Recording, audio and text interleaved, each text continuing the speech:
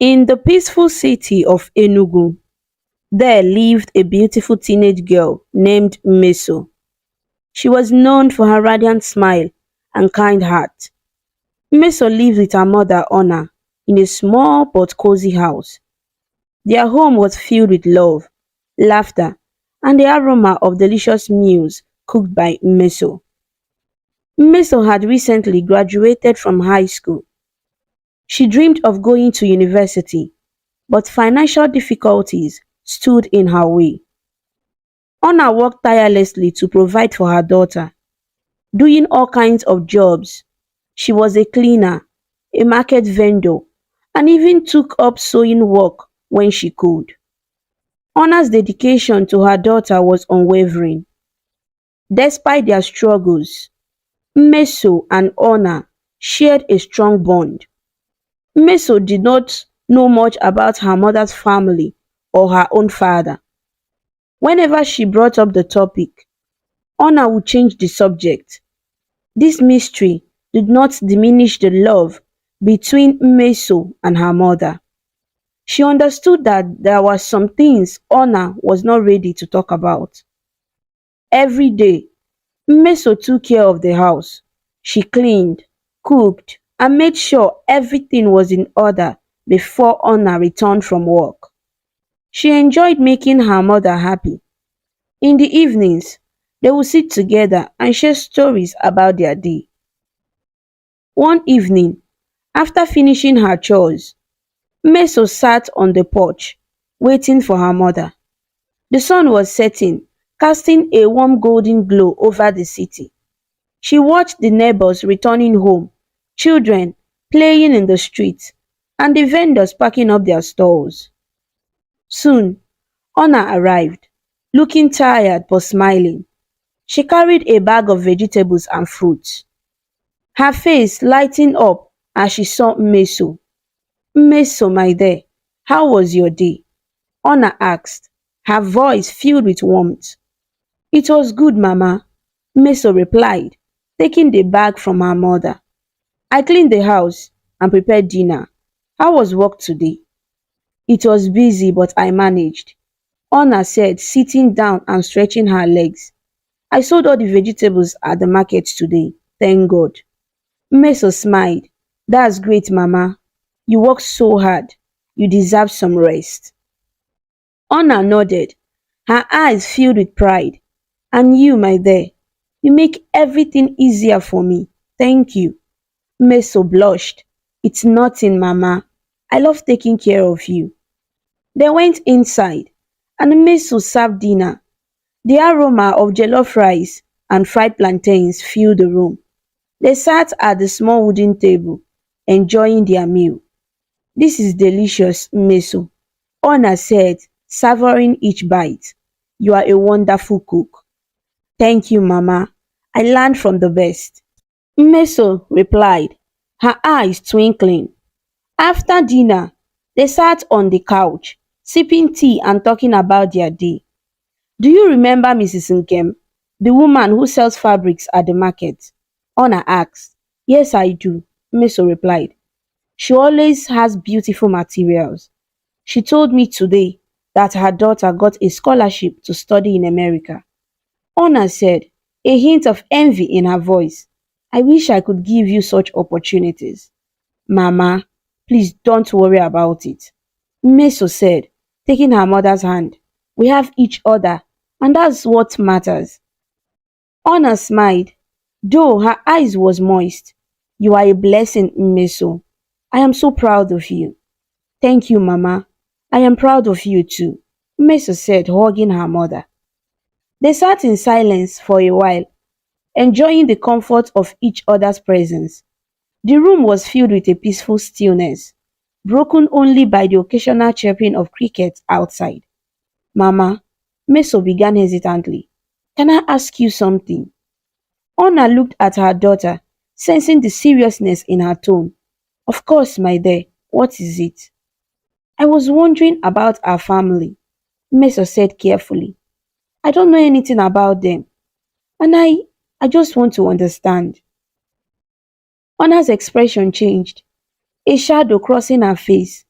She sighed deeply, her eyes avoiding Meso's gaze. Meso, my dear, some things are better left alone. But Mama, I just want to know about my father and your family. Meso persisted gently.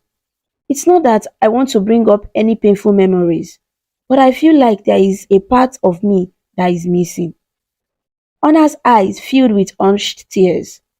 Meso, I understand your curiosity, but some stories are too painful to tell. Please, trust me on this. Meso nodded, sensing her mother's discomfort. Okay, Mama, I won't ask again. I just want you to know that I'm here for you, no matter what. Honor reached out and held her daughter's hand.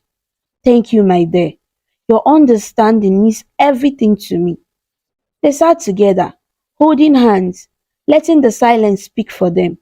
The bond between them was unbreakable, built on love, trust, and mutual respect. As the night grew darker, Meso helped Honor to her room. Good night, Mama. Rest well. Good night, Meso. Sleep well, my angel. Honor replied, kissing her daughter's forehead.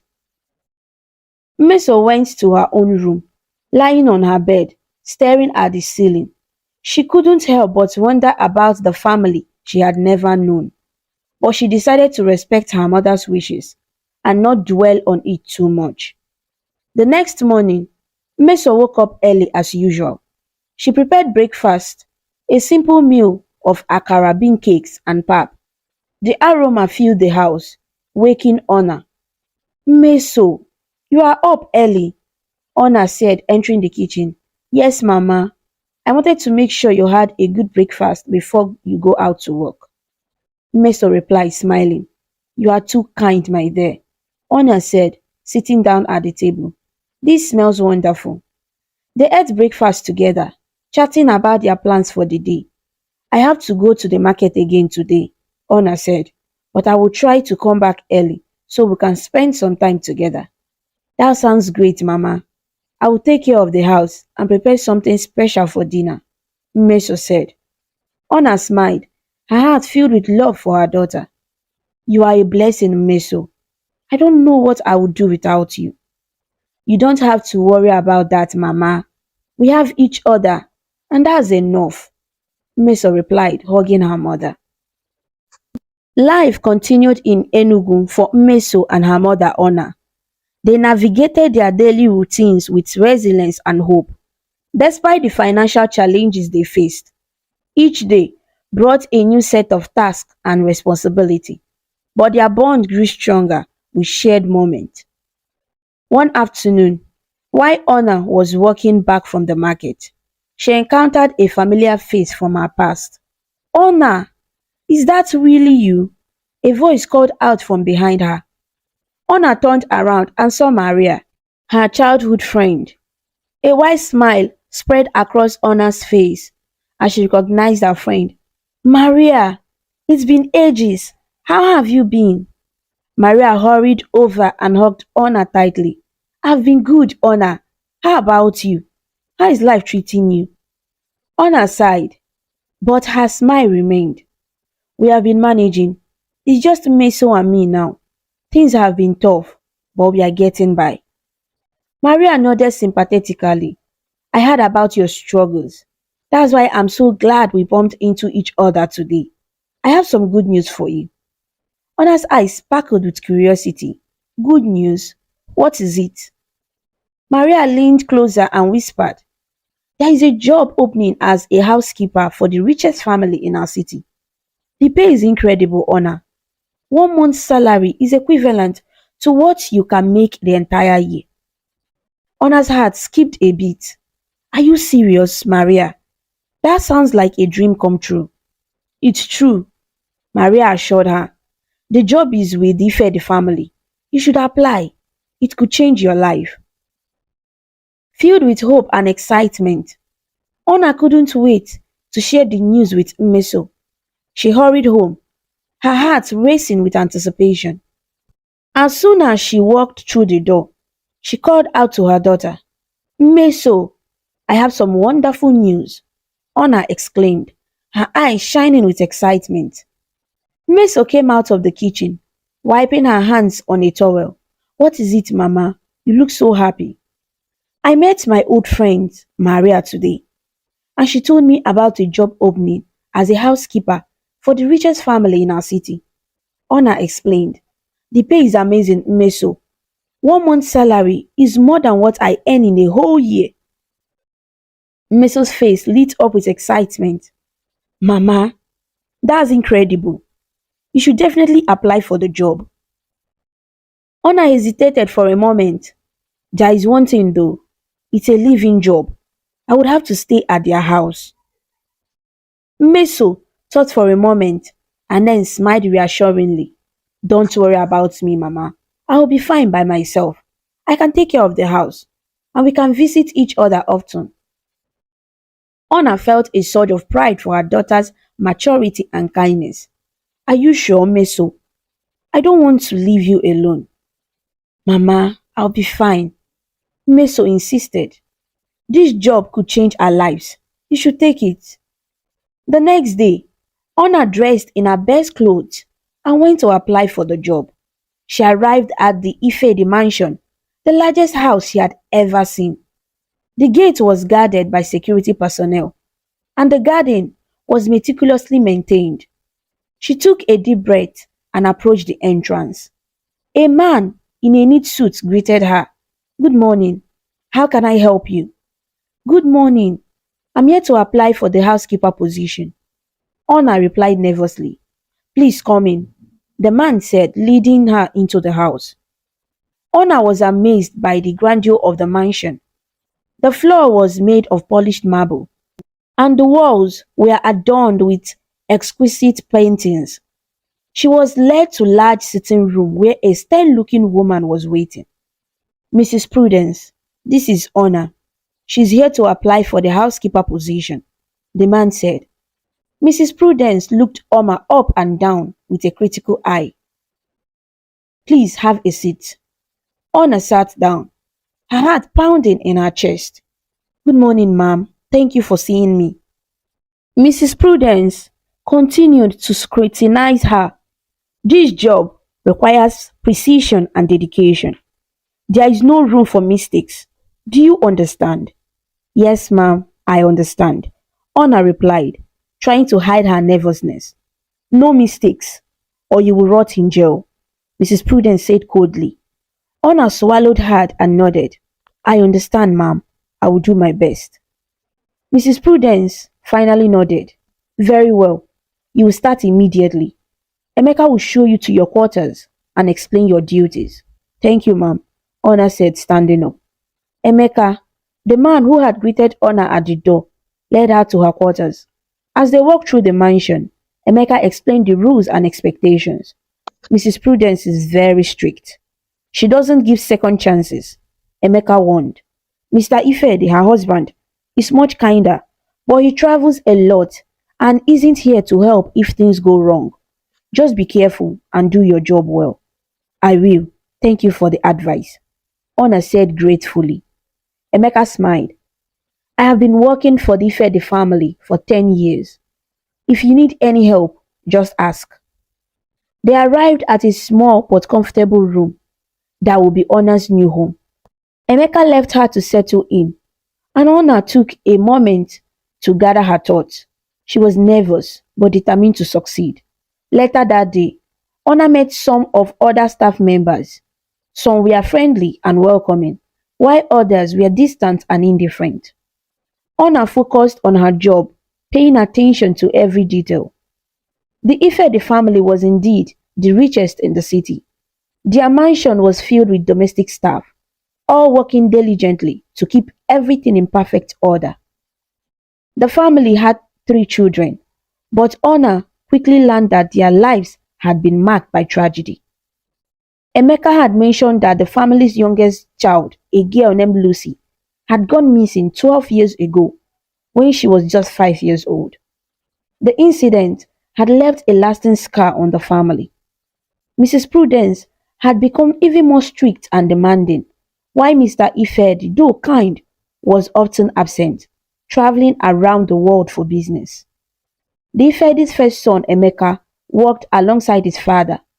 He was a calm and easygoing young man, much like Mr. Ifedi, their father. Their second son, Obum, was in his final year at a university.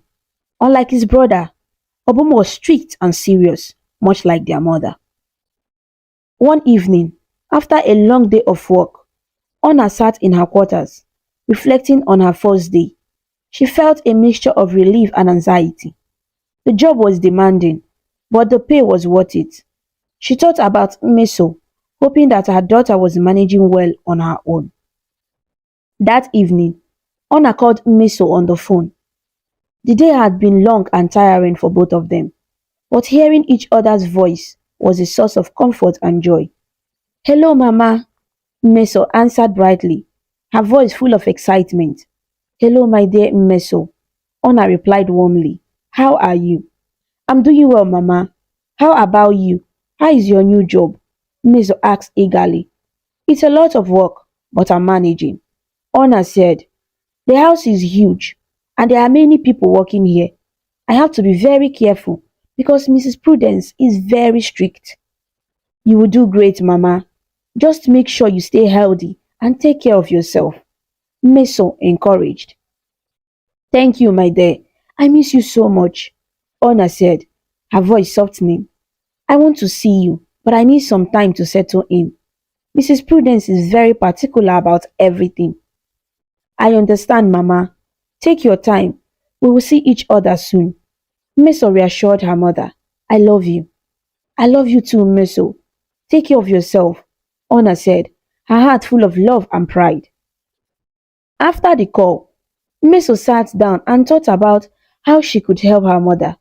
She didn't want to stay idle at home and decided to get a job at a local restaurant in the city. The next morning, during their phone call, Meso brought up her idea. Mama, I have been thinking. I want to get a job at a restaurant. I don't want to stay home doing nothing. Ona's voice became stern. No, Meso, you should focus on your studies. Register for JAM lessons instead. I will send you some money I have saved, and once I get paid, I will cover your school fees. Thank you, Mama. I promise to make you proud, Meso said, feeling grateful for her mother's support. The next day, Meso registered for JAM lessons and began attending classes. Her routine became structured. She would go to her lessons, come back home, eat, and then call her mother. They would talk and laugh about their daily experiences, sharing stories and encouraging each other. One evening, Meso called her mother as usual. Mama, how was your day today? She asked. It was good, my dear. The work is tiring, but I'm getting used to it. Ona said. How about you? How are your lessons going? They are really helpful, Mama. I'm learning a lot, Meso said. Thank you for encouraging me to focus on my studies. I'm so proud of you, Meso. Keep working hard. Ona said, her voice filled with pride. Ona's job at the mansion involved cleaning. She worked diligently, ensuring every corner of the house was spotless. She was careful not to make any mistakes, knowing how strict Mrs. Prudence could be. Ona's dedication did not go unnoticed by Emeka and some of the friendlier staff members, who often praised her hard work. Meso, today, I cleaned the entire east wing of the mansion, Ona shared during one of their calls. It was exhausting, but I managed to get everything done on time. You are amazing, Mama. I'm so proud of you, Meso said. Just make sure you rest and take care of yourself. Their lives continued this way, each day blending into the next.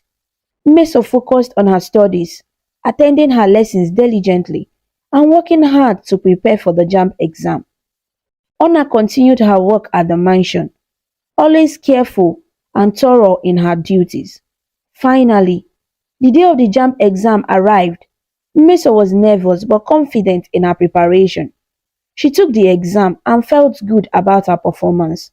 When the results were released, she was overjoyed. She had done exceptionally well and had achieved the grades needed for the course she wanted to study at the university. Mama, I did it. I passed the exam with flying colors. Meso exclaimed excitedly over the phone. That's a wonderful news, Meso. I know you could do it. Ona replied, her voice filled with pride. I'm so proud of you. Thank you, Mama. I couldn't have done it without your support. Meso said, tears of joy filling her eyes. I tried calling you earlier, but your number wasn't going through.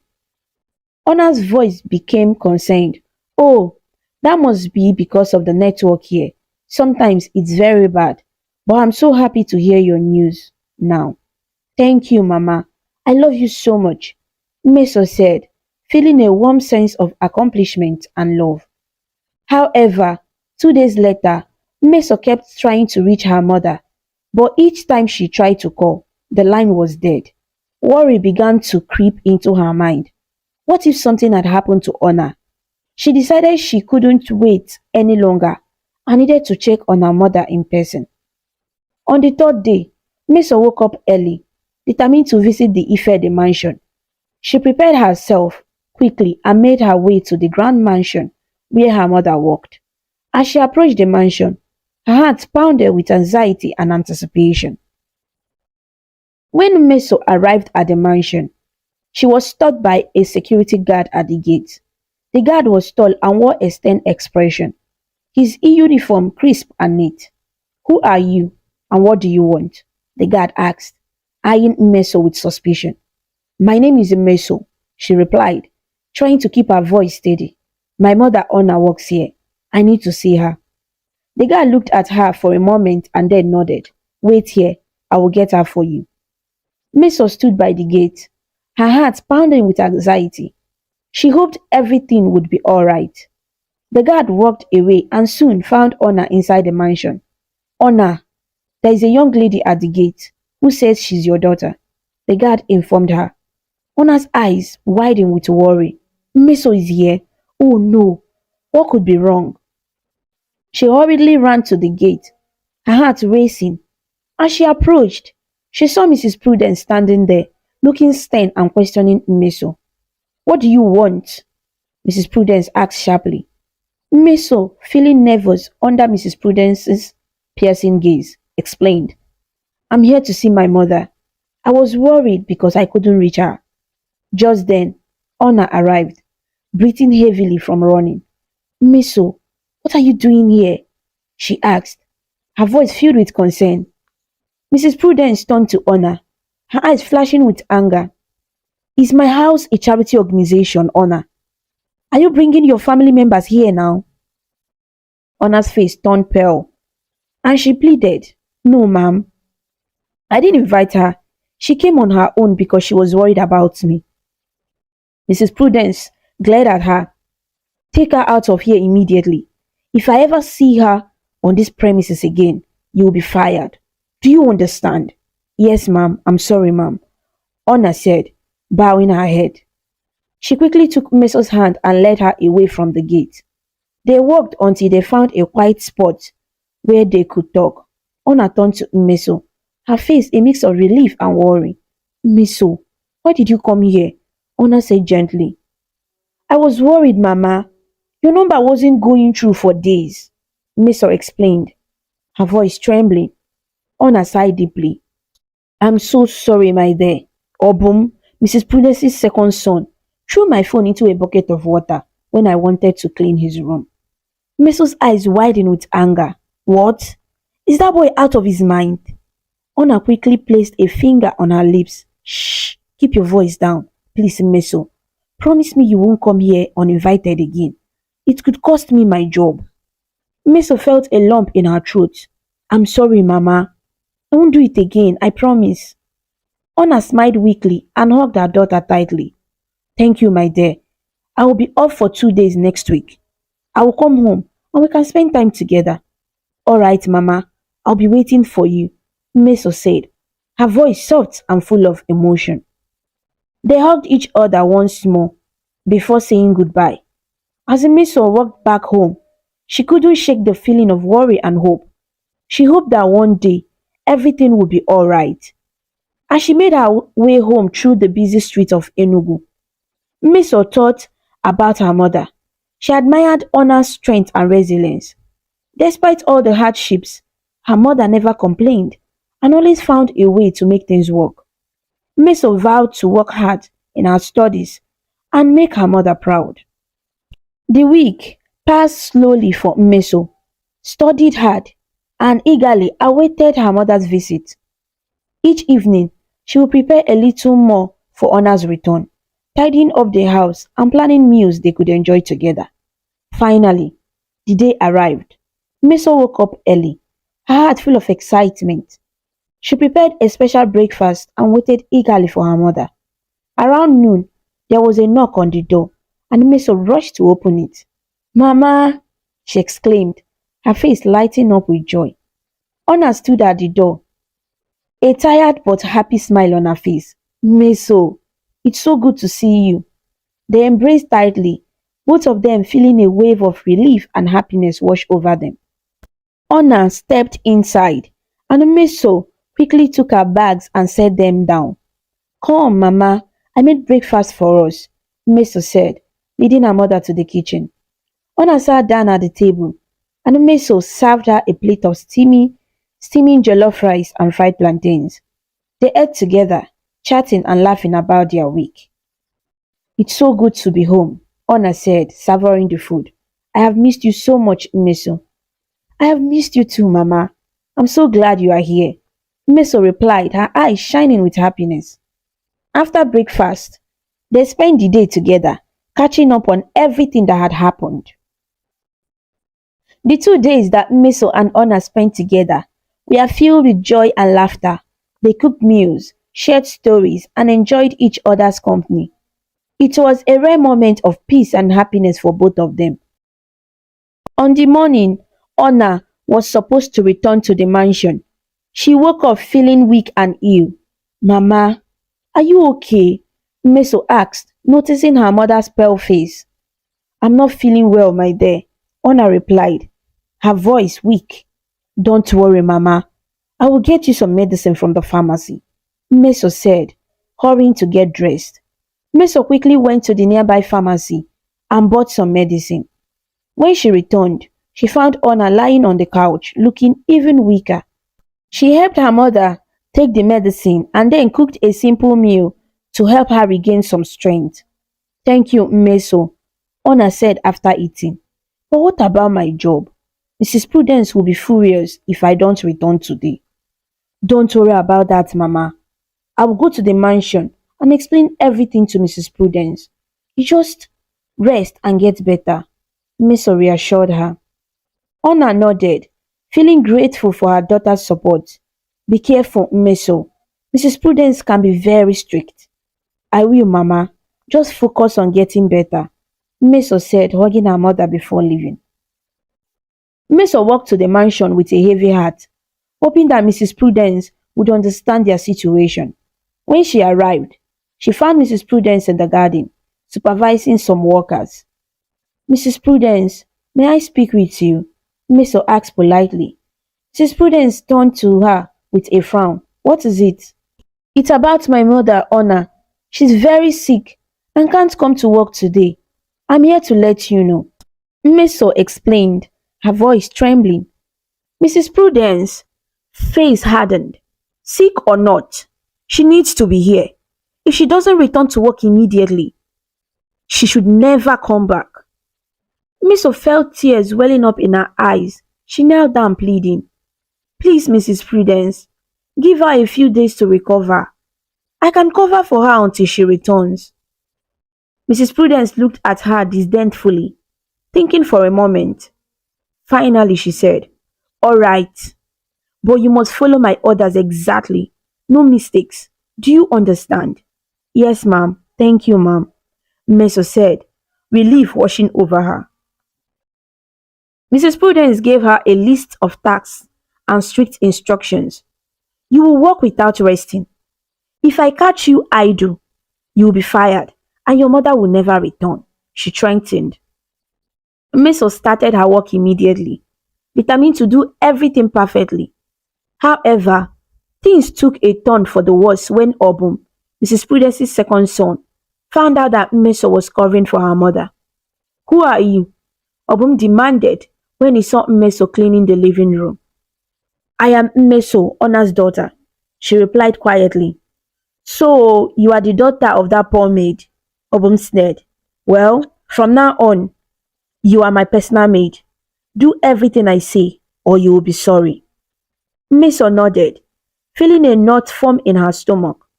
She knew Obum was known for being difficult, but she had no choice.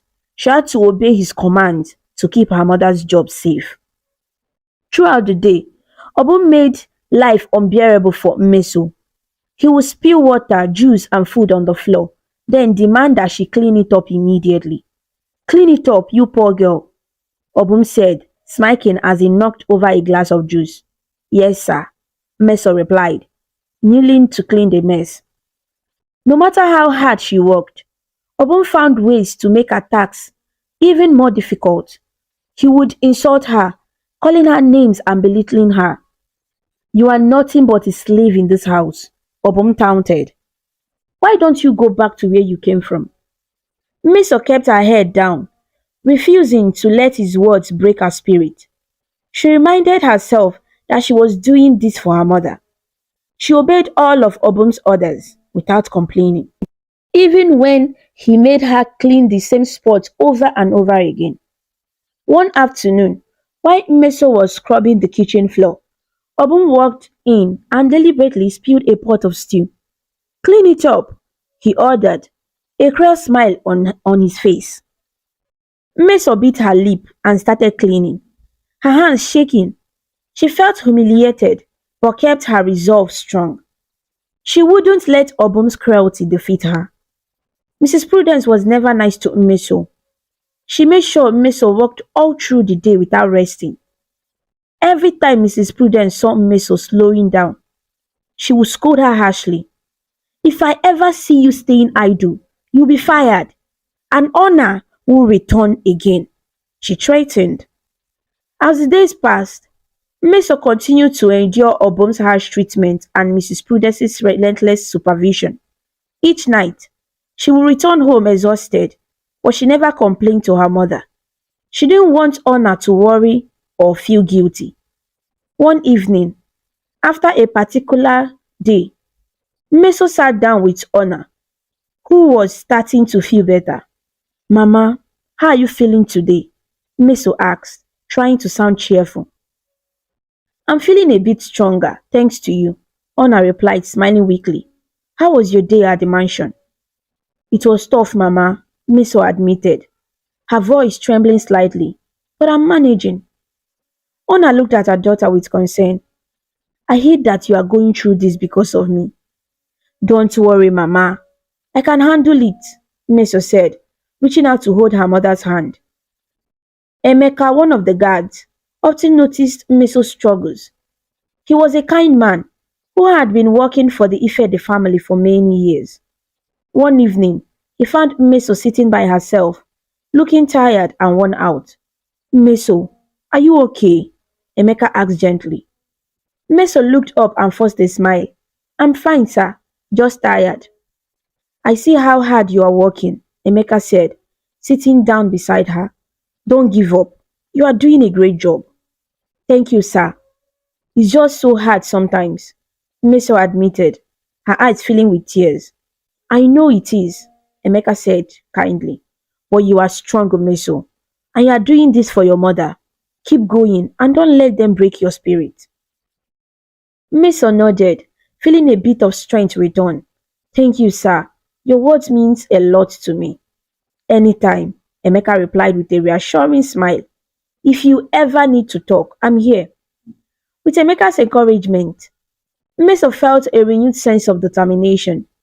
She knew that no matter how tough things get, she had the support of people who believed in her.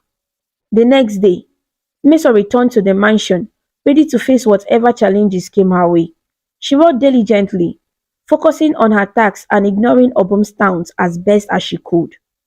She reminded herself that she was strong and that she was doing this for her mother. As she scrubbed the floors and cleaned the rooms, she thought about her dreams for the future. She wanted to go to the university, get a good job, and take care of her mother. She knew that with hard work and determination, she could achieve anything. One afternoon, while Meso was cleaning the living room, Mrs. Prudence walked in. She watched Meso walk for a moment before speaking. Remember, no resting, Mrs. Prudence said sharply. If I see you idle, you are gone. Yes, ma'am, Meso replied, her voice steady. Meso felt a sense of pride. Despite all the hardships, she was doing her best. She knew that her mother's job was safe, and that gave her strength to keep going. As the days went by, Meso continued to endure Obum's harsh treatment and Mrs. Prudence's relentless supervision. She also found small moments of kindness from other staff members, especially Emeka.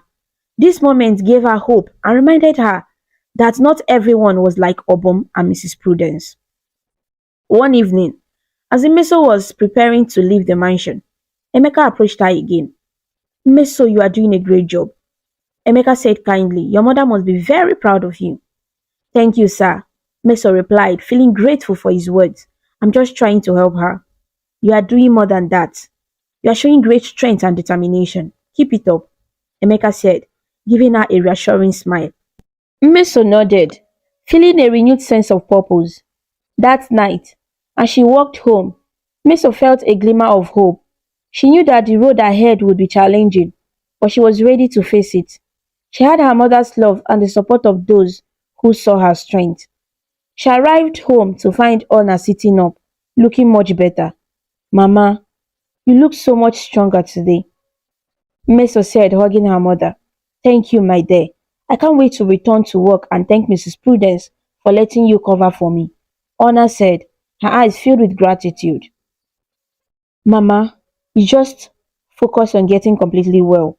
I will take care of everything else, Meso said, her voice filled with determination. As they sat together, Meso felt a deep sense of resolve. She knew that no matter what challenges came their way, they would face them together. Their bond, forged through love and resilience, was unbreakable, and with that strength, they would overcome any obstacle. The next day, Meso and Ona went back to the mansion together.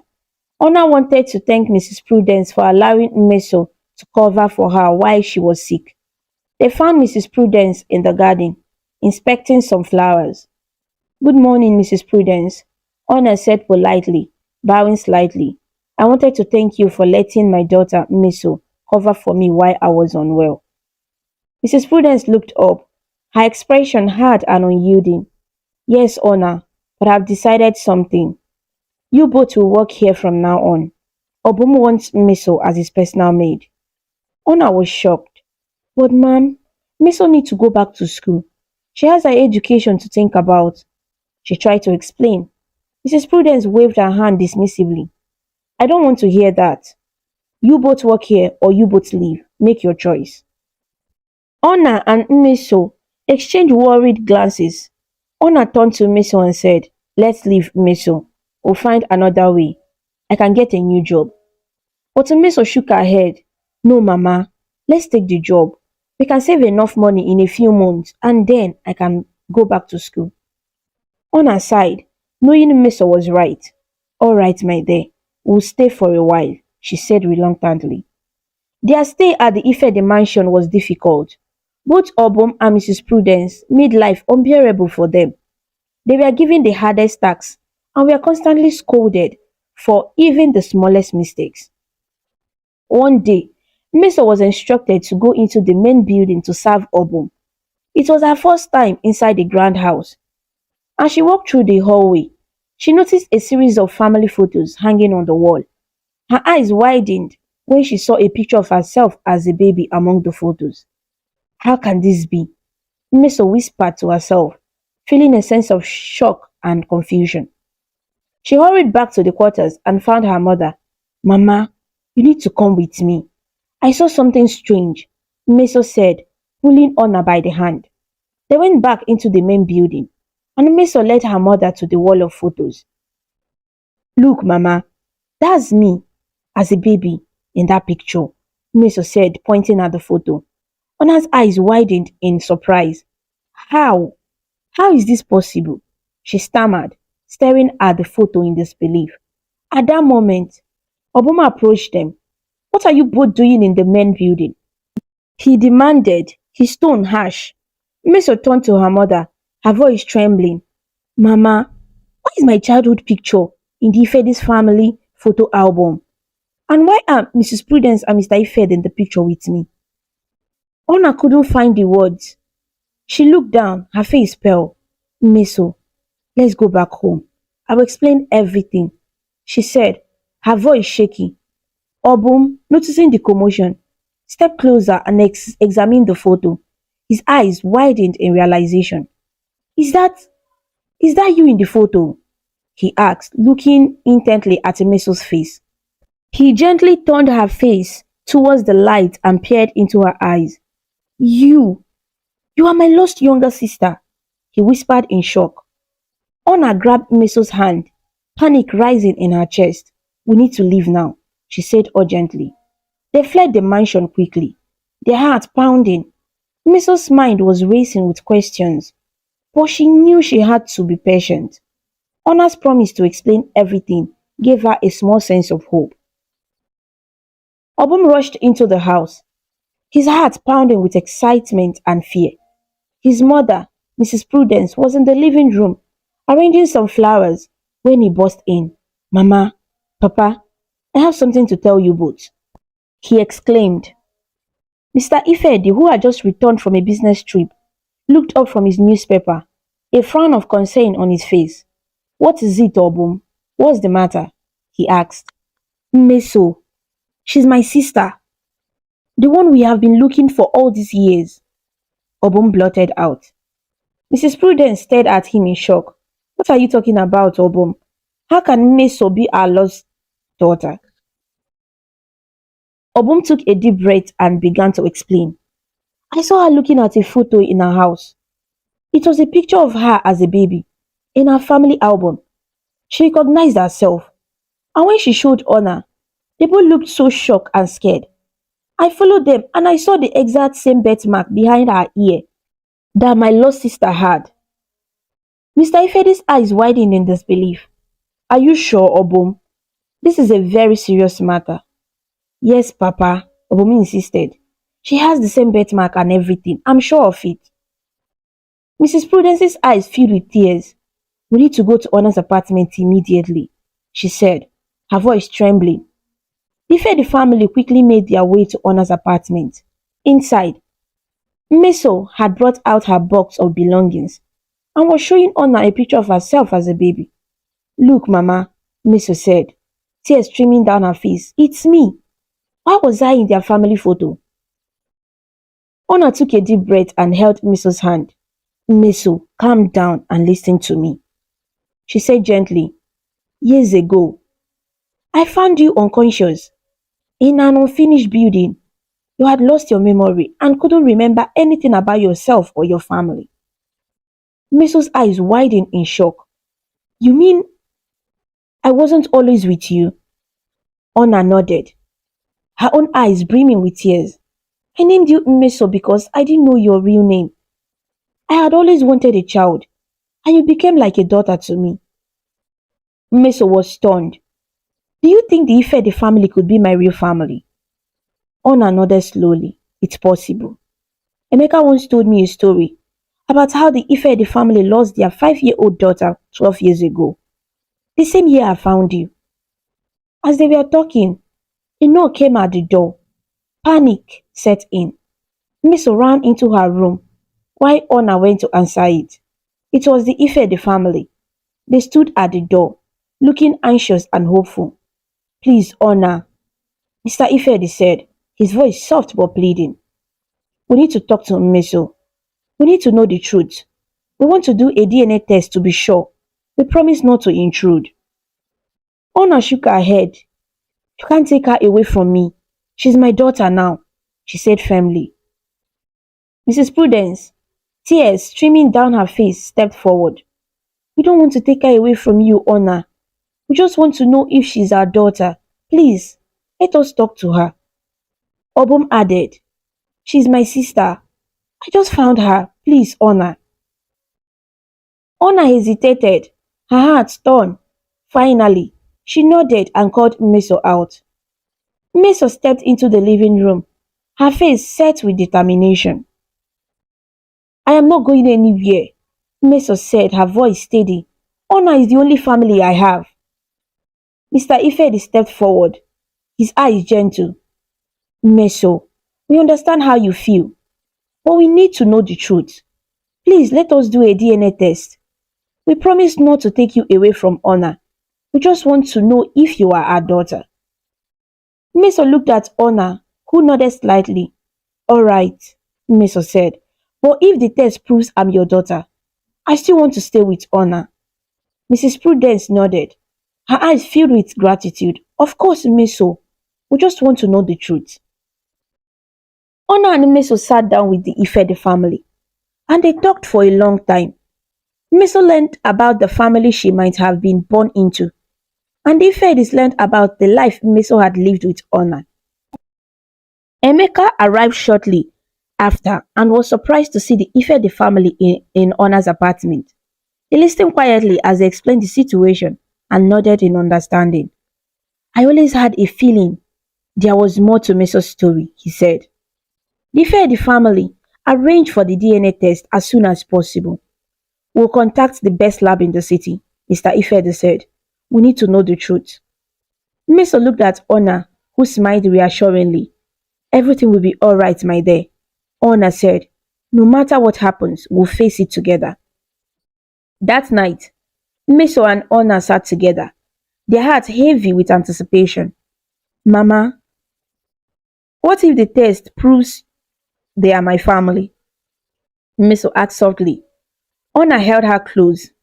Then, we'll find a way to make it work, Meso. You have always been my daughter, and that won't change.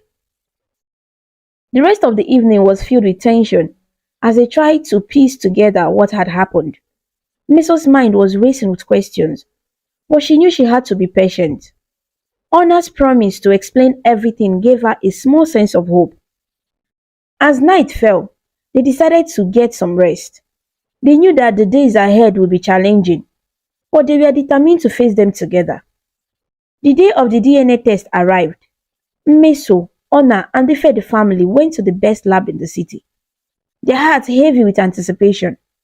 The wait felt like an eternity, each minute stretching into hours. Finally, the doctor emerged, holding an envelope with the results. The DNA test results are conclusive, the doctor said, looking at the anxious faces before him. Meso, you are indeed the biological daughter of Mr. and Mrs. Ifedi. The room erupted in tears and emotions. Mr. Ifedi and Mrs. Prudence rushed forward to embrace Meso. Lucy, my baby, Lucy. Mrs. Prudence sobbed, hugging Meso tightly. Mr. Ifedi joined them, his voice choked with emotion. We have missed you so much, Lucy. We never stopped looking for you. Obum, standing beside them, wiped away his tears and smiled. Welcome back, sis. Meso stood there, overwhelmed by the sudden flood of emotions. She felt their arms around her, but her mind was a whirlwind of confusion and sadness. I need time to come to terms with all of this, she said, her voice trembling. The Ifedi stepped back, giving her space. Of course, Lucy, Mr. Ifedi said gently. Take all the time you need. Meso turned to Honor, who was standing quietly by, her eyes filled with tears. Mama, can we go home now? Meso asked softly. Yes, my dear, let's go home, Honor replied, putting her arm around Meso. As they walked back to their apartment, Meso felt a mix of relief and sorrow. She leaned on Honor, finding comfort in her presence. When they got home, Meso broke down in tears. Mama, everything is so confusing, Meso cried. I don't know what to feel. I love you. And now I have another family too. Honor hugged her tightly. I know, my dear. It's a lot to take in, but remember, you don't have to choose. You can love both families. I'm here for you always. In the days that followed, the Fede family kept coming back, asking Meso to come and spend time with them. But Meso wasn't ready. She stayed with Honor, who continued to comfort her and reassure her. One evening, As they sat together, Ona spoke softly. Meso, I know this is hard for you, but maybe you should spend time with the Ifedis. They are your family too, and they miss you so much. Meso sighed. I know, Mama, but I'm scared. What if they want to take me away from you? Ona smiled gently. They won't take you away from me. They just want to know you, just like you want to know them. Go spend time with them. I will be here waiting for you. Reluctantly, Meso agreed. She started visiting the Ifede family, spending time with her biological parents and her brothers, Obum and Emenike. At first, it was awkward, but gradually, Meso began to feel more comfortable. She learned about her past, and they shared stories and memories. One day, Mr. Ifedi called Ona and Meso to their new home. We have a surprise for you, he said with a smile. When they arrived, they saw a beautiful new house and a large store with Ona's name on it. This is for you, Ona, Mr. Ifedi said. We want to thank you for taking care of Meso all these years. You deserve this. Ona was speechless, tears streaming down her face. I don't know what to say. Thank you so much. Meso hugged Ona. I'm so happy for you, Mama. You deserve this. The house and the store brought a lot of positive changes to their lives. Ona's store became very successful, and she enjoyed running it. Meso was relieved to see her mother happy and settled. Meanwhile, Meso made peace with Obum and grew close to her brothers and her biological parents. She spent more time with them, and they bonded over shared experiences and new memories. One day, as they were all sitting together, Mr. Ifedi said, Lucy, we want to support your dreams. If you want to study abroad, we will help you. Meso's eyes lit up with excitement. Really? I have always dreamed of studying abroad. Mrs. Prudence nodded. Yes, Lucy. We want you to have the best opportunities. We'll arrange everything. As the plans took shape, Meso felt a mix of excitement and sadness. She would miss Honor terribly, but she knew this was a great opportunity. Before she left, she sat down with Honor to talk about her plans. Mama, I'm going to study abroad. Meso said, her voice trembling, but I will keep in touch with you all the time, I promise. Honor smiled, her eyes filled with pride and love. I'm so proud of you, Meso. Follow your dreams and don't worry about me. I will be here cheering you on. On the day of her departure, both families gathered at the airport to see her off. Meso hugged Honor tightly. I love you, Mama. Thank you for everything. I love you too, Meso. Go and make us proud, Honor replied, tears streaming down her face. Meso turned to her biological family and hugged them as well. Thank you for giving me this opportunity. I will make you all proud. As she boarded the plane, Meso looked back at her families, feeling a deep sense of gratitude and love. She knew she was leaving behind a strong support system, and that gave her the strength to face the future. The plane took off, and Meso settled into her seat, her heart full of hope and excitement for the journey ahead. She thought about all the people who loved and supported her, and she knew she would carry their love with her wherever she went. And so, Meso's story, filled with love, resilience, and new beginnings, continued as she embarked on a new chapter of her life, ready to embrace the world with open arms. This story of Meso teaches us about the importance of love, family, and kindness. Meso grew up with Honor, who found her when she was a little girl and took care of her like her own daughter. Honor showed great love and kindness, even though she wasn't Meso's real mother. When Meso discovered her real family, the Ifedis, she felt confused and scared. But she learned that it's okay to have more than one family, to love them both. The Ifedi family also showed kindness by not taking Meso away from Honor and by helping Honor with a new house and store. This story teaches us that love and family come in many forms. Being kind and caring like Honor and the Ifedi family makes a big difference in people's lives. It's important to support and respect each other, even when things are difficult. In the end, Meso followed her dreams with the support of both families. The lesson is to be kind, love your family, and never give up on your dreams. Benita was a beautiful lady who works in a big company in the bustling city of Lagos. She lived alone in a comfortable apartment that overlooked the busy streets below. Every morning, Benita woke up early, ready to take on the day with energy and enthusiasm. She worked diligently as a manager in the big company, giving her all to her job. Her colleagues admired her dedication and hardworking spirit. In her late 20s, Benita's life took a wonderful turn when she had a son named Archie. Archie was a bright and beautiful young boy who brought immense joy to Benita's life. At just 8 years old, he was full of energy and curiosity. Archie loved watching cartoons, and every Saturday morning, he would sit in the living room, eyes glued to the screen, laughing at the funny characters and their adventures. Playing football was another of his favorite activities.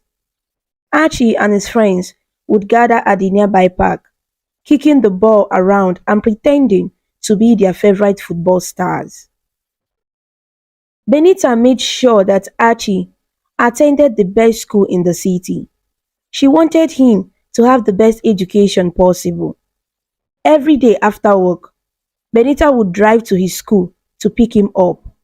She didn't want to employ a nanny for Archie because she believed that spending time with him and being involved in his life was the most important thing she could do. She took full responsibility for him, ensuring that he always felt loved and cared for. In the evenings, after a long day at work, Benita and Archie would spend quality time together. They loved each other so much and cherished every moment they spent as a family. Benita would help Archie with his homework, patiently explaining the answers to his many questions. Mom, why is the sky blue? Archie would ask, his eyes wide with curiosity. Benita would smile and say, the sky looks blue because of the way the sunlight interacts with the Earth's atmosphere. Isn't that amazing, Archie? Archie would nod, fascinated by her explanation. He loved learning new things, and Benita enjoyed teaching him. She made sure that he ate healthy meals, cooking delicious and nutritious food that he loved. She often prepared his favorite dishes, like jollof rice with grilled chicken and a side of steamed vegetables. Mom, this is the best jollof rice ever, Archie would exclaim, his mouth full of food. Thank you, Archie, Benita would reply, her heart swelling with pride. I'm glad you like it. Benita also taught Archie how to be a good child. She encouraged him to be kind and respectful to others, to always tell the truth, and to be responsible. She would often say, Archie, remember to always be kind. Treat others the way you want to be treated. Archie listened to his mom carefully, taking her advice to heart. He was a confident and curious child, always eager to learn and explore. He did well at school, earning good grades and making his mom proud. One evening, as they sat together in the living room, Archie looked up at his mom and asked, Mom, can you tell me a story before bed? Benita smiled and nodded. Of course, Archie. What kind of story would you like to hear? A story about a brave knight, Archie said, his eyes shining with excitement. Benita began to tell him a story about a brave knight who went on a grand adventure to save a kingdom. Archie listened intently, his imagination painting vivid pictures in his mind. And the knight fought the dragon bravely, Benita said, her voice filled with excitement, and saved the kingdom from danger. Wow, Mom, that was a great story, Archie said, clapping his hands. I'm glad you liked it, Archie, Benita replied, giving him a warm hug. Now, it's time for bed. Archie brushed his teeth and got into his pajamas. Benita tucked him into bed, planting a gentle kiss on his forehead. Good night, my little knight, she whispered. Good night, Mom, Archie replied, closing his eyes with a smile on his face. As Benita watched her son drift off to sleep, she felt a deep sense of happiness and fulfillment. Archie was her world, and she was determined to give him the best life possible. She knew that the love and care she poured into raising him would help him grow into a kind and responsible person. The next morning, the routine began again. Benita woke up early and prepared breakfast and got Archie ready for school. Mom, can I have pancakes today? Archie asked, his eyes lighting up at the thought. Sure, Archie, Benita replied with a smile. She quickly whipped up a batch of fluffy pancakes, serving them with syrup and fresh fruit. These are delicious, Mom, Archie exclaimed as he dug into his breakfast. I'm glad you like them, Benita said, watching him eat with joy. After breakfast, they headed out the door. Benita dropped Archie off at school, giving him a big hug before he ran off to join his friends. Have a great day at school, Archie, she called after him. I will, Mom, Archie shouted back, waving as he disappeared into the building. At work, Benita remained focused and efficient. She handled meetings, managed projects, and ensured that everything ran smoothly. Her colleagues often came to her for advice and guidance, knowing that she was always willing to help. In the afternoon, Benita would pick Archie up from school. They would talk about their day during the drive home. Mom, guess what we learned in school today? Archie would say excitedly. What did you learn, Archie? Benita would ask, eager to hear about his day. We learned about space and the planets. Did you know that Jupiter is the biggest planet in our solar system? Archie would say, his face beaming with excitement. That's amazing, Archie. Benita would reply, impressed by his knowledge. You are learning so much. Once they got home, they would spend time together. Sometimes they played board games, other times they watched cartoons or read books. Benita cherished those moments, knowing that they were creating precious memories. As time went by, a man named Joshua moved into the same estate where Benita and Archie lived. He rented the apartment next door to them. Joshua was a tall man with a kind smile and friendly eyes. One sunny afternoon, he decided to introduce himself to his new neighbors. He knocked on Benita's door, and when she opened it, he greeted her warmly. Hello, I'm Joshua. I just moved in next door and wanted to say hi, he said, smiling. Benita returned his smile. Hi, Joshua, I'm Benita, and this is my son Archie, she replied, gesturing to Archie, who was peeking from behind her leg. Archie stepped forward, looking up at Joshua with wide eyes. Hi, Mr. Joshua, he said excitedly. Hi there, Archie, Joshua replied, bending down to be at eye level with the boy. It's nice to meet you. Archie was thrilled to meet Joshua. After a few more polite words, Joshua waved goodbye and headed back to his apartment. As soon as he left, Archie turned to his mom with a big grin. Mom, I like Mr. Joshua. You should marry him, Archie said earnestly. Benita couldn't help but laugh. Oh, Archie, it doesn't work like that, she said, ruffling his hair. Don't worry about adult matters. Just focus on your studies, okay?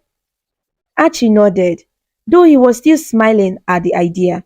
Over the next few days, Archie and Joshua began to see more of each other. Whenever Joshua was outside, Archie would run up to him, eager to chat or play. Joshua was always kind and patient with him, answering his many questions and sometimes even play football with him in the small yard. Hey Archie, ready to play some football? Joshua would call out, holding a soccer ball. Yes, Mr. Joshua, let's play. Archie would shout back, running over with excitement. Joshua would show Archie new tricks and techniques, teaching him how to kick the ball with precision and control. They would laugh and cheer as they played, and it didn't take long for Archie to start looking forward to their sessions. One day, Joshua offered to help Archie with his homework. Benita was initially hesitant, but she saw how much Archie liked Joshua and decided to give it a try. Mom, can Mr. Joshua help me with my math homework? Archie would ask, holding his math book.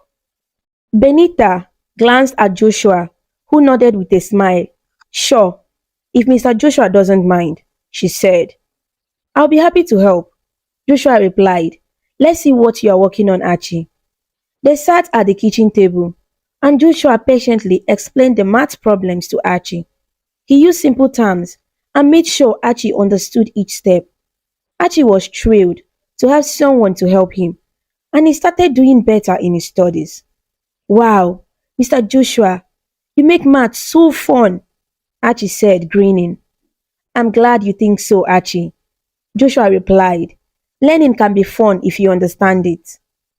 Joshua also bought Archie small gifts from time to time. He brought him a new football, some comic books, and even a puzzle set.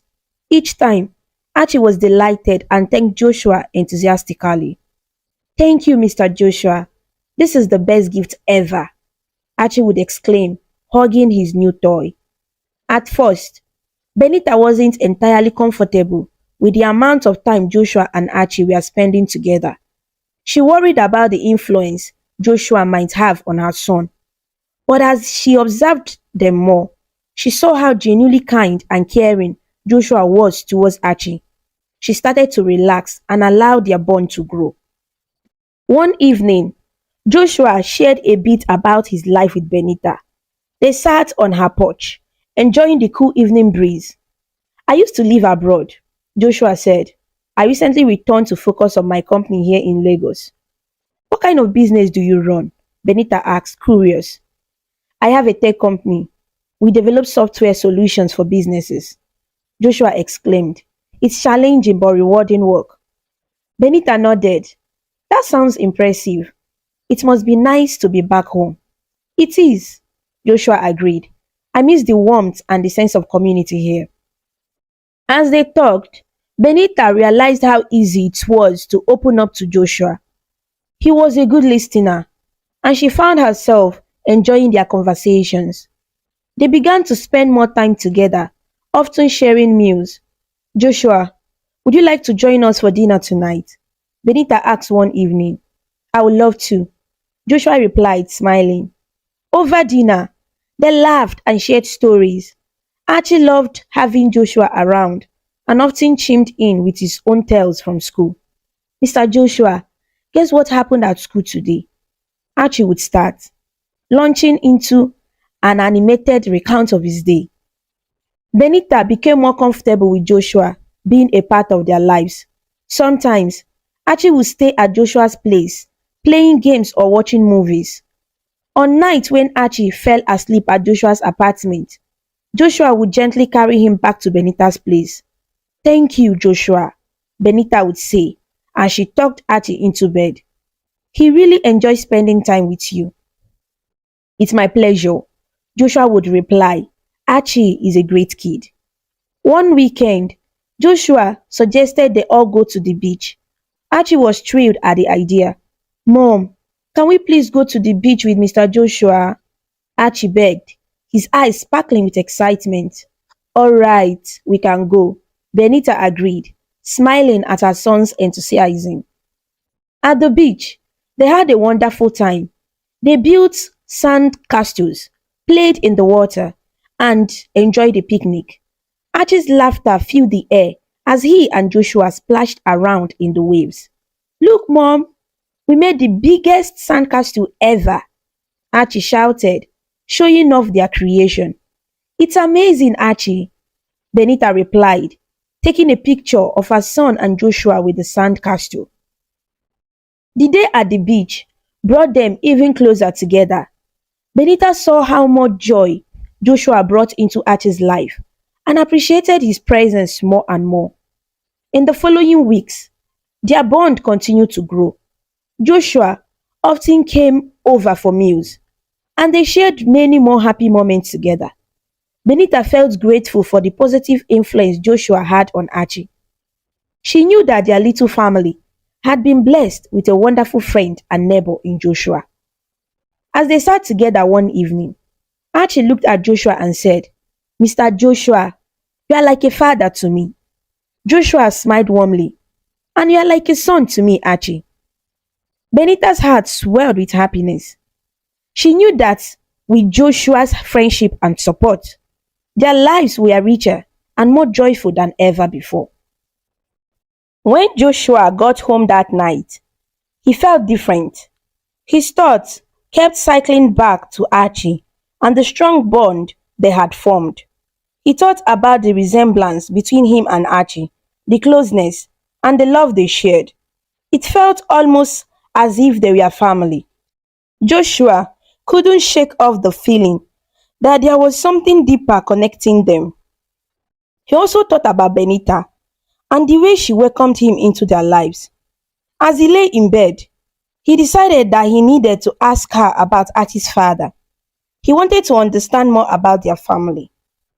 At Benita's apartment, she felt so happy about Joshua's presence in their lives. Archie's laughter and smiles had increased, and the warmth Joshua brought to their home was undeniable. Benita couldn't deny that having Joshua around made everything feel brighter and better. The next morning, Joshua called Benita and asked if he could drop Archie off at school. Benita agreed, but insisted that they all go together because her car broke down. She thought it would be a nice way to start the day as a little group. "Sure, Joshua, but we'll all go together. My car is at the mechanic," Benita said over the phone. "That sounds great, Benita," Joshua replied. "I will pick you up at 7:30. When Joshua arrived, Archie was bouncing with excitement. "Mr. Joshua, I can't wait to go to school with you today." Benita smiled as she locked the door behind them. They all climbed into Joshua's car and drove off. The ride was filled with cheerful chatter and laughter. After dropping Archie at school, Joshua offered to drop Benita at office too.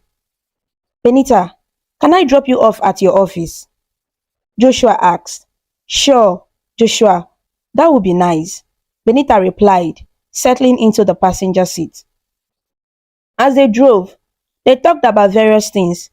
The conversation flowed easily until Joshua decided to bring up the topic that had been on his mind. "Benita, I've been wanting to ask you about Archie's father," Joshua asked carefully. Benita's smile faded. "Please, Joshua, don't ask me about that," she replied, her voice tense. "But Benita, I feel like I'm becoming a part of your family." Joshua insisted. "I just want to understand more about you and Archie." Benita's face hardened. "Joshua, this is crossing a line," she said firmly. "Don't mistake my kindness for stupidity. This is none of your business." Joshua was taken aback. "I'm sorry, Benita. I didn't mean to upset you," he said, his voice filled with regret. Benita's anger fled. "Stop the car," she demanded. Joshua pulled over to the side of the road, and Benita opened the door. "I will walk from here," she said coldly, "and stay away from us." Joshua watched her walk away, feeling a mix of guilt and confusion. He didn't mean to upset her, but he also felt that he needed to know more to understand his place in their lives. Later that evening, after work, Benita went to pick Archie from school, only to find out that Joshua had already picked him up. Her anger resurfaced. She drove home quickly and knocked on Joshua's door. When he opened it and tried to talk to her, she ignored him and went inside to get Archie. "Archie, we are going home," she said sternly, taking his hand. "But Mom, we are having fun," Archie protested. "We are going home," Benita repeated, dragging him towards their apartment. She refused to let Joshua explain or talk to either of them. Back in their apartment, Archie looked up at his mom with worried eyes. "Mom, is everything okay?" he asked softly. Benita sighed and tried to calm herself. "It's none of your business, Archie," she snapped, "and stay away from Joshua." Archie's eyes filled with tears, and he ran to his room crying. Benita's heart ached as she realized she had taken out her frustration on her innocent son. She went to his room and found him cuddled up on his bed, sobbing. Archie, I'm so sorry, Benita said, sitting beside him and hugging him tightly. I shouldn't have yelled at you. Archie sniffled and looked up at her. Why are you mad at Mr. Joshua, Mom? He's our friend. Benita stroked his hair gently. It's just a grown up problem, Archie. I didn't mean to upset you. I promise I won't yell at you again. Archie hugged her tightly. I love you, Mom. I love you too, Archie, Benita whispered, holding him close. Archie eventually fell asleep in her arms, feeling comfortable by his mother's embrace. Benita sat there for a while, thinking about the events of the day. She knew she needed to sort out her feelings and figure out how to handle the situation with Joshua. But for now, her priority was to make sure Archie felt safe and loved. She kissed his forehead and whispered a silent prayer for strength and guidance. Back at Joshua's apartment, he felt so bad about everything that had happened. He couldn't stop thinking about the argument with Benita and the hot look in her eyes. As the night grew darker, his guilt grew stronger. He decided that he couldn't let things remain this way. Summoning his courage, he walked over to Benita's door and knocked. When Benita opened the door, she was surprised to see Joshua standing there. Why are you disturbing our peace? She asked, her voice still holding a hint of anger from earlier. Joshua looked at her with sincere eyes. Benita, I'm really sorry. I didn't mean to upset you. I won't leave until you forgive me, he said earnestly. I promise I won't ask any more personal questions. Benita saw the genuine regret in his eyes. After a moment of silence, she sighed. All right, come in, she said, stepping aside to let him enter. Joshua walked in, feeling a wave of relief. Benita went to the kitchen and made some tea. They sat down on the sofa, each with a warm cup in their hands. Joshua, I know you mean well, Benita started, but some things are just too painful to talk about. I understand, Benita. I'm really sorry for pushing you, Joshua replied. I just care about you and Archie a lot. Benita nodded, appreciating his honesty.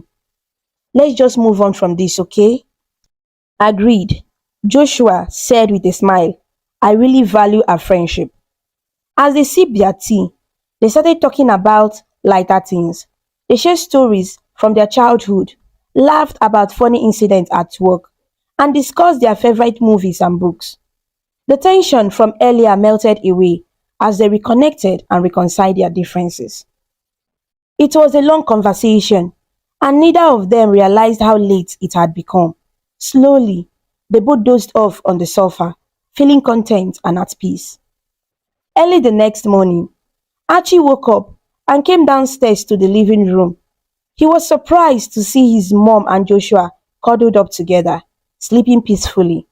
With a big smile, he shouted, Are you two married now? Benita and Joshua woke up with a start, immediately separating from each other. They looked at Archie, who was standing there with a huge grin in his face. Good morning, Archie, Benita said, trying to hide her embarrassment. We are not married. Archie laughed and ran to hug both of them. You should get married and become my mom and dad, he exclaimed. Benita and Joshua exchanged a glance, both smiling. All right, Archie, Benita said, standing up. Let's get you ready for school. After taking Archie to his room, Benita and Joshua shared a quiet moment in the kitchen.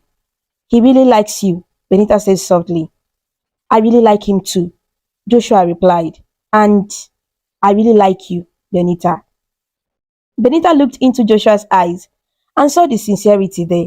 She felt a warmth in her heart that she hadn't felt in a long time. I like you too, Joshua, she said with a shy smile. From that day on, their relationship began to blossom.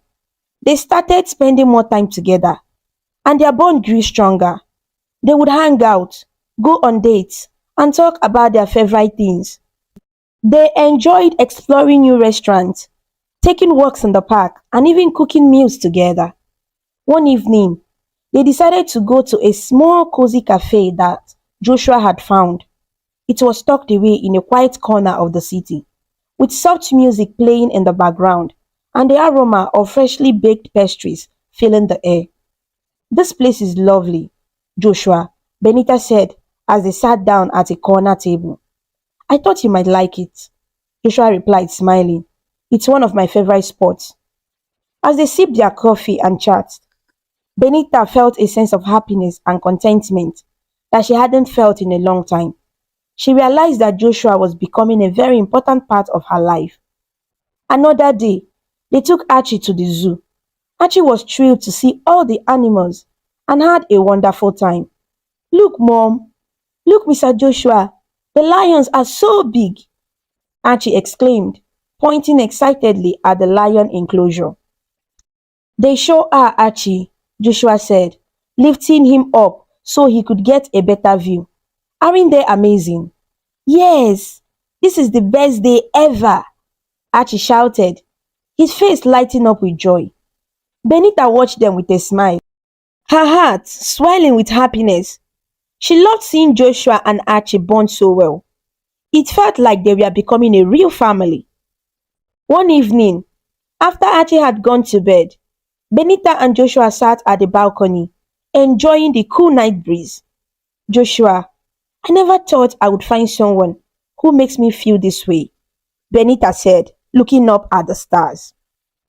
I feel the same way, Benita, Joshua replied, taking her hand in his. I'm so grateful to have you and Archie in my life. Benita smiled, feeling tears of happiness well up in her eyes. Thank you for being here, Joshua. Thank you for letting me be a part of your lives, Joshua said, squeezing her hand gently. Their relationship continued to grow, and they found themselves falling in love with each other. Archie was happier than ever, seeing his mom and Joshua together. He loved spending time with them, and the three of them became inseparable. One afternoon, as they all sat in the living room playing a board game, Archie looked up at them and said, I'm so happy, Mom. I'm so happy, Mr. Joshua. You make us so happy. Benita and Joshua looked at each other and smiled. They knew that they had found something truly special. Their journey had brought them together, and they were ready to face whatever the future held as a family. One night, Archie became very sick. He started running a high temperature, and Benita became extremely worried. She didn't know what to do and felt a wave of panic wash over her. In her distress, she called Joshua immediately. Joshua, please come quickly. Archie is very sick, she said, her voice trembling. I'll be right there, Benita. Hang in there.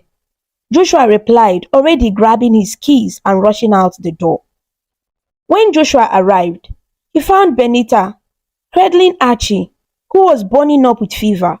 Without wasting any time, they both rushed Archie to the hospital.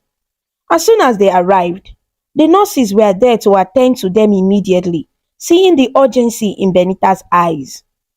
The doctor came in and started examining Archie while Benita and Joshua stood at the reception area, restless and anxious. Benita couldn't sit still.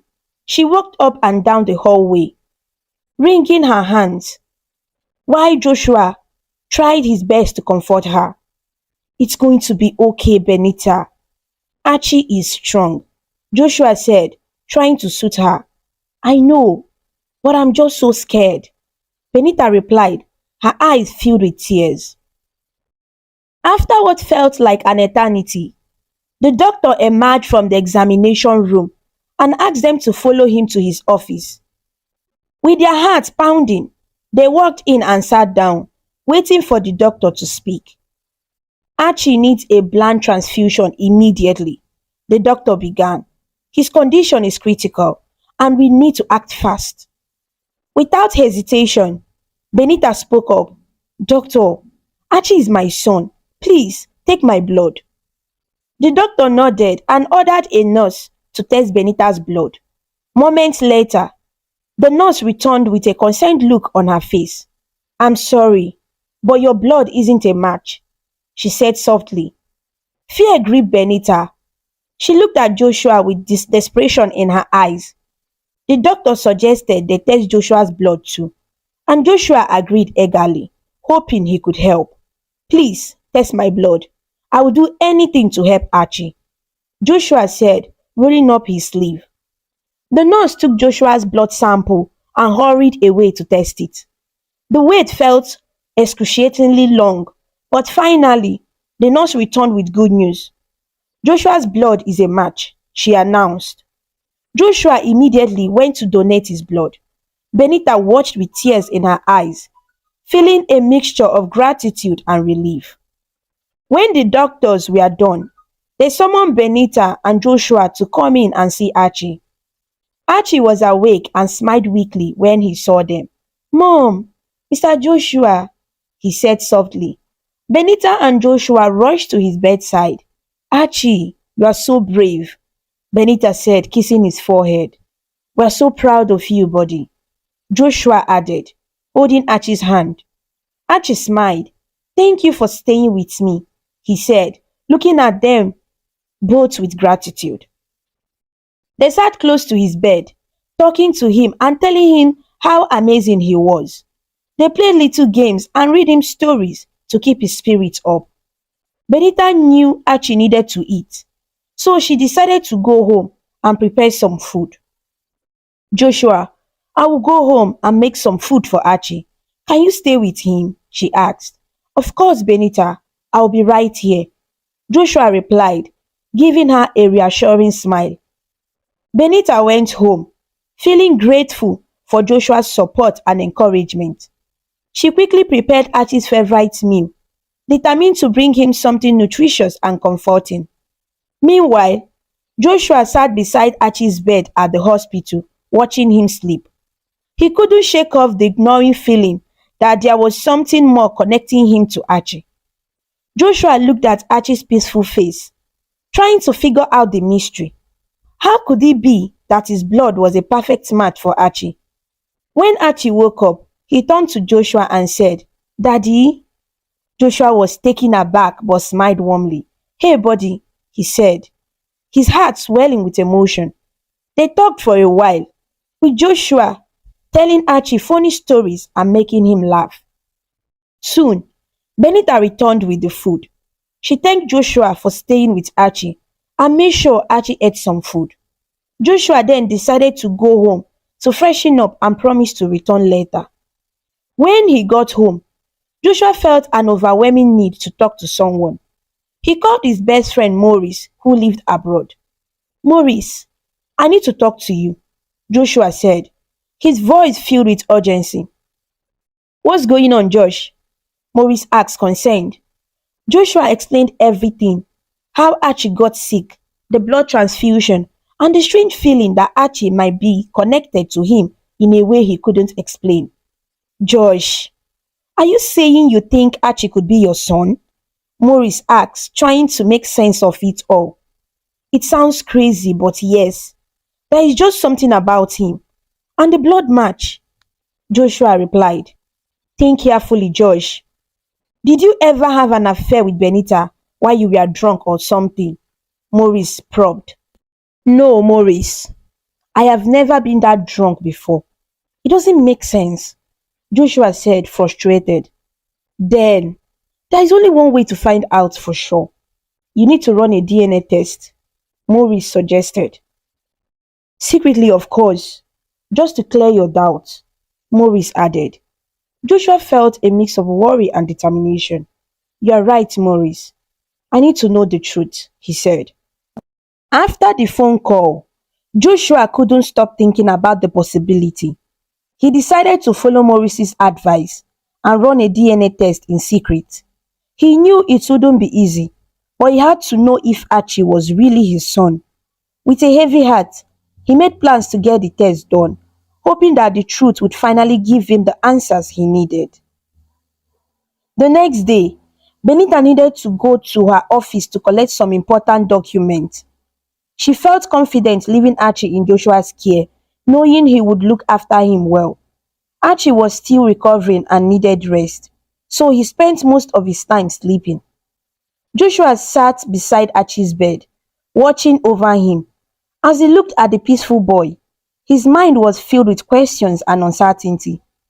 He knew he needed to follow through with his plan. Quietly, he took a small pair of scissors and carefully clipped a tiny piece of Archie's fingernail. He made sure to keep it safe, placing it in a small clean envelope.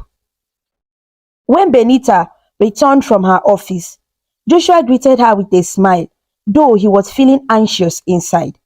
"Benita, I need to attend an important meeting. I will be back soon," he said, hoping she wouldn't notice his nervousness. "All right, Joshua, just come back as soon as you can, okay?" Benita replied. As Joshua was about to leave, Archie called out to him, "Daddy, please come back on time." Archie said, his eyes looking up at Joshua with trust and love. Joshua's heart melted. "I will, I promise," he replied, giving Archie a reassuring smile before heading out the door. Joshua drove straight to a maternity hospital where his friend, Dr. Ben, worked. Dr. Ben was a trustworthy and discreet friend, someone Joshua knew he could rely on in this delicate situation. When Joshua arrived, Dr. Ben greeted him warmly. "Joshua, my friend, what brings you here today?" Dr. Ben asked, noticing the tension in Joshua's demeanor. "Ben, I need your help," Joshua said, taking a deep breath. "I need you to run a DNA test for me, but it has to be done without the mother knowing." Dr. Ben raised an eyebrow, sensing the seriousness of the request. "Joshua, this is highly unusual and risky. Are you sure about this?" "Yes, Ben. I need to know if Archie is my son. Please, you have to help me," Joshua pleaded. Dr. Ben sighed, contemplating the situation. "All right, Joshua, I will do it. But you need to understand the potential consequences." "I understand, Ben. Thank you," Joshua said, handing over the envelope containing Archie's fingernail. Dr. Ben took the sample and assured Joshua that he would handle everything discreetly. "The results will be ready in 48 hours. I will let you know as soon as I have them," he said. Joshua thanked his friend and left the hospital, feeling a mix of relief and anxiety. The next 2 days would be the longest of his life, filled with restless anticipation. Later that day, Benita called Joshua to inform him that Archie had been discharged from the hospital. "Joshua, can you come pick us up? Archie is ready to go home now," she said. "I'm on my way," Joshua replied, hurrying to the hospital. When he arrived, Archie greeted him with a tight hug. "Daddy, you are here." "Yes, buddy, let's get you home," Joshua said, lifting Archie gently into the car. The journey home was quiet. Archie fell asleep in the back seat, exhausted from his time in the hospital. Benita noticed Joshua's unusually quiet demeanor and turned to him. "Joshua, is everything all right? You seem a bit off," she asked, concerned. Joshua forced a smile. "Everything is fine, Benita. Just a lot on my mind," he replied, not wanting to worry her. When they got home, they carefully carried Archie to his room and tucked him into bed. Benita and Joshua stood by his bedside for a moment, watching him sleep. Joshua's mind was racing with thoughts about the DNA test and what the result might reveal. "I need to go see a friend," Joshua said suddenly, feeling the need to be alone and think. "Okay, Joshua, take care," Benita replied, giving him a puzzled look but not pressing further. Joshua went back to his apartment and sat down, his mind swelling with confusion and worry. He poured himself a drink, hoping it would calm his nerves. As he sipped the drink, he thought about the possibility that Archie could be his son. How could this be? He had never met Benita before moving into the estate, or at least he didn't think he had. He tried to piece together any potential clues or memories, but found nothing that made sense. Joshua's mind kept returning to the fact that his blood was a perfect match for Archie's. It seemed too coincidental, too perfect to be anything but the truth. But how? He picked up his phone and called Maurice again, needing his friend's perspective. Maurice, I'm losing my mind here, Joshua said as soon as Maurice answered. Calm down, Josh. What happened? Maurice asked. I got the test done. The result will be out in 48 hours. But I'm so confused, Maurice. If Archie is my son, how did this happen? I have never met Benita before. Joshua explained, his voice filled with frustration. Josh, you need to stay calm and wait for the results. Maybe there is something you are missing. Think about any possible connection, Maurice suggested. I have thought about it over and over. There is nothing, no affair, no chance encounters, nothing that makes sense, Joshua replied. Sometimes life throws us unexpected surprises. Just hang in there, Josh. Once you have the result, you can figure out the next step, Maurice said. Thanks, Maurice. I will try to stay calm, Joshua said, feeling slightly reassured by his friend's words. After ending the call, Joshua sat back and tried to relax, but his mind kept racing. He knew that once he had the DNA test result, he would have to face the truth, whatever it may be. For now, all he could do was wait and hope for clarity. As he sat there, the hours dragged on, each minute feeling like an eternity. Joshua couldn't help but wonder about the potential outcomes and how they would change his life. He thought about Benita and how she would react if Archie was indeed his son. He also worried about how Archie would feel, the confusion and questions that would arise. With a heavy heart, Joshua decided to take it one step at a time. He knew that whatever the result showed, he would handle it with care and love for Archie and Benita. All he could do now was wait for those 48 hours to pass and hope that the answers he sought would bring some peace to his restless mind. 48 hours had passed, and Joshua's anxiety had reached its peak. He could barely sleep the night before. The thought of the DNA test results consuming his every waking moment. As soon as he could, he rushed back to the hospital to see Dr. Ben. When he arrived, Dr. Ben was waiting for him with an envelope in hand. Here are the results, Joshua, he said, handing the envelope over. Joshua's hands trembled slightly as he opened the envelope and unfolded the paper inside. His eyes scanned the document, and his heart nearly stopped. His suspicion was confirmed. He was indeed Archie's father. Joshua was stunned, trying to comprehend the reality of the situation. How could this be? He had never met Benita before moving into the estate. Feeling overwhelmed, Joshua thanked Dr. Ben and left the hospital, the document clutched tightly in his hand. As he drove home, he called Maurice to share the shocking news. Maurice, it's true. Archie is my son, Joshua said, his voice filled with a mixture of disbelief and emotion. What? Are you serious? Maurice responded, equally shocked. How is that possible? You need to figure out how this happened. I know, Maurice. I've been thinking about it non-stop. But the more I think about it, the more confused I get, Joshua replied, feeling the weight of the mystery pressing down on him. I need to find out the truth. When Joshua arrived at his apartment complex, he made a beeline for Benita's apartment. He knocked on the door, and when Benita opened it, she looked surprised to see him. Joshua, we haven't seen you since yesterday. Is everything okay? She asked. Sorry, Benita. Something came up, and I have been really busy, Joshua replied, trying to keep his voice steady. Benita smiled and stepped aside to let him in. Well, it's good to see you. Come in. As soon as Joshua walked in, Archie rushed over to him and hugged him tightly. Daddy, I'm feeling much better now, Archie said, his face beaming with happiness.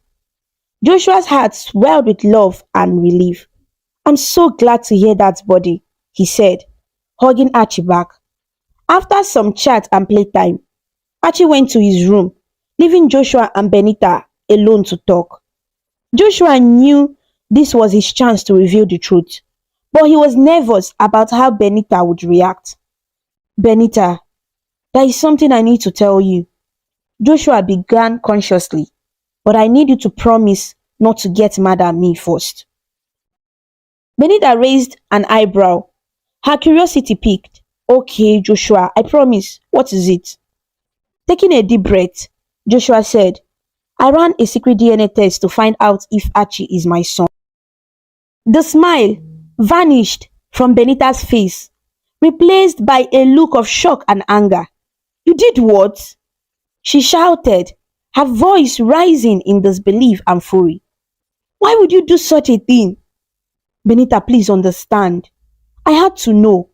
There were too many coincidences, and I needed to find out the truth, Joshua explained, trying to calm her down. Have we ever met in the past? Benita's anger only intensified. How dare you invade our privacy like that? You had no right. She yelled, her eyes blazing with anger. Archie is my son, and you are not his father. Now, get out of my house. Joshua tried to apologize and explain, but Benita wouldn't listen. Leave us alone, Joshua. You betrayed our trust, she said, pushing him towards the door. Joshua felt a wave of guilt and regret as he stumbled out of the apartment. I'm sorry, Benita. I just needed to know, he said weakly. Don't come back, Joshua. You are not welcome here anymore, Benita said, slamming the door shut. Joshua stood outside the door, feeling crushed. He had hoped that revealing the truth would bring them closer, but instead, it has driven a wedge between them. He walked back to his apartment, his mind racing with thoughts of how to make things right. That night, Joshua couldn't sleep. He kept replaying the events of the day in his mind, wishing he could turn back time and handle things differently. He paced around his apartment, debating whether to go back and try to talk to Benita again. Eventually, he decided to give it a try. He walked over to their apartment and knocked on the door, but there was no response. He knocked again, calling out softly, Benita, please, I'm really sorry. But the door remained closed, and he had nothing from inside. Dejected, Joshua returned to his apartment. The next day, the situation didn't improve. Benita kept Archie away from him, and she wouldn't open the door whenever he knocked. Joshua felt he was losing everything he had come to care about. Desperate for a way to fix things, Joshua decided to seek advice from Maurice again. He called his friend and explained the situation. Maurice, she won't talk to me. She's keeping Archie away, and I don't know what to do, Joshua said, his voice filled with frustration and sadness. Josh, you need to give her some space. She's angry and feels betrayed. Let her cool down for a bit, Maurice advised. But what if she never forgives me? Joshua asked, feeling hopeless. You have to be patient and show her that you care about her and Archie. Prove to her that you are not just thinking about yourself, Maurice replied. Joshua nodded, knowing that Maurice was right. He needed to find a way to show Benita that he truly cared about their family and that he was willing to do whatever it took to make things right. In the following days, Joshua tried to find small ways to show his support and care without being intrusive.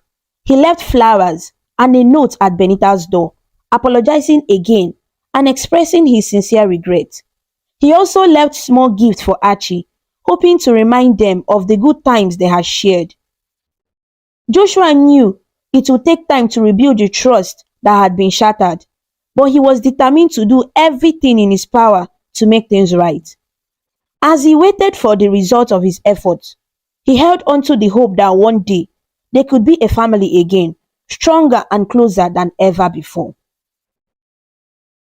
3 days had passed, and Joshua felt the weight of Benita's silence pressing down on him. He knew he had to make things right, no matter what it took. Determined, he went to Benita's apartment and stood at her door, refusing to leave until she spoke to him. Benita, please, I need to talk to you, Joshua called out, his voice filled with desperation. After what felt like an eternity, the door finally opened, and Benita stood there with tears in her eyes.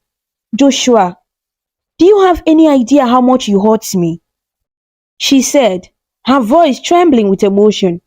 You should have talked to me about your feelings and suspicions before carrying out a DNA test. Joshua felt a pang of guilt. I'm so sorry, Benita. I was scared to talk to you about it because we had issues the last time I asked about Archie's father. He explained, his eyes pleading for forgiveness. Benita looked at him for a long moment, the pain in her eyes slowly giving way to understanding. Come in, she said softly, stepping aside to let him enter. Joshua walked in, feeling a mix of relief and anxiety. How is Archie? He asked, noticing the quietness of the apartment. I took Archie to my sister's place. That's why you haven't seen him, Benita replied, her voice still tinged with sadness. They sat down on the sofa, and Benita began to open up. Joshua, you need to understand my story, she said, taking a deep breath. Years ago, I had my heart broken by so many guys. They were all after their own selfish gains, and it made me lose interest in falling in love. Joshua listened intently, his heart aching for her. I'm so sorry you went through that, Benita. Well, I decided to go for IVF and have Archie, Benita continued. I wanted to have someone who could love me for real. I never met the donor, that's it. Joshua's eyes widened in shock. Memories flooded back as he recalled a desperate time after university when he couldn't find a job and needed money urgently. Benita, I think I know how this happened, he said slowly. Years ago, I donated sperm because I needed money. It was just once, and it was at a hospital near the university. They both looked at each other in disbelief, then mentioned the hospital's name in unison. That's it, they exclaimed together. The mystery was finally solved. Joshua and Benita sat in silence for a moment, processing the revelation. Then they started to talk, sharing their thoughts and feelings. I'm so sorry for not talking to you first, Joshua said, his voice filled with regret. I was just so confused and scared. I understand, Joshua, Benita replied, her tone softening. I'm sorry for shutting you out. I was hurt and didn't know how to handle it. They talked for hours, apologizing and promising to find a way to move forward together. The next day, Benita brought Archie back home. As soon as Archie saw Joshua, his face lit up with joy. Daddy! Archie shouted, running into Joshua's arms. Joshua hugged him tightly, feeling a rush of love and relief. Hey, buddy, I missed you, he said, his voice choked with emotion. Benita knelt beside them, her eyes filled with tears of happiness. Archie, there is something we need to tell you, she said gently. Joshua is your father. Archie's eyes widened in surprise. Then he jumped up and down with excitement. I knew it! I knew it! He shouted, hugging Joshua even tighter. It was a beautiful moment, filled with joy and love. They spent the rest of the day together, playing games and talking about their future as a family. As days turned into weeks, their bond grew stronger. Joshua and Benita started spending more time together, going on family outings and sharing their dreams and plans for the future. Archie was thrilled to have both his parents with him, and his happiness was evident in his every smile and laugh. One evening, as the sun set over the city, Joshua took Benita out to a quiet park They walked hand in hand, enjoying the tranquility. Suddenly, Joshua stopped and turned to face Benita. Benita, there is something I want to ask you, he said, reaching into his pocket. Benita looked at him curiously. What is it, Joshua? Joshua got down on one knee, holding out a small velvet box. Benita, you have brought so much joy and love into my life. Will you marry me and make our family complete?